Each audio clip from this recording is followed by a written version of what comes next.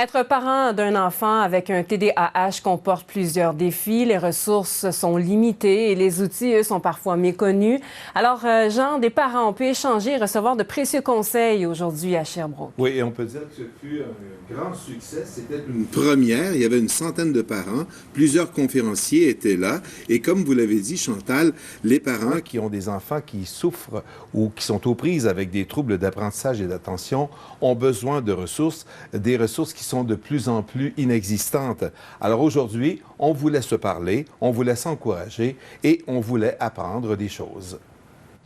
Pour cette jeune femme de 18 ans, vivre avec un trouble d'apprentissage, ce n'est pas facile. C'est sûr que des fois, je suis pas là. Mettons, je suis là physiquement, mais mentalement, c'est comme, je suis pas là. Le plus on le met dans une tâche... Pas facile pour les parents non plus. Voilà pourquoi cette journée a été organisée. Avec le système de santé qu'on a, là, des fois c'est long, les délais d'attente sont très longs. Les parents et les grands-parents sont souvent démunis. Ils ont besoin d'aide et de soutien.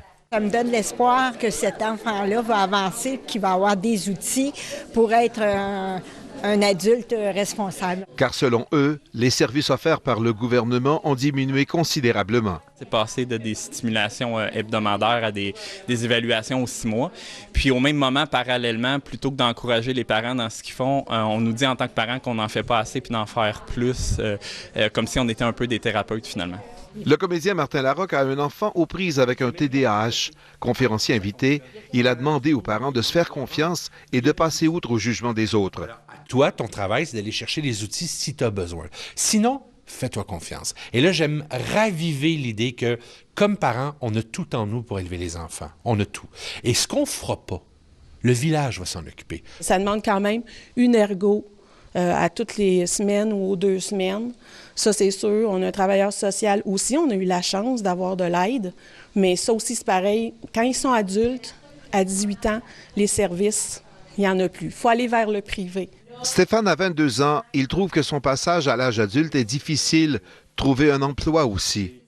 J'ai appris une tâche, mais genre, je vais me retrouver, il va y avoir un élément qui va changer, puis genre, je suis tout désorganisé, puis je comprends plus.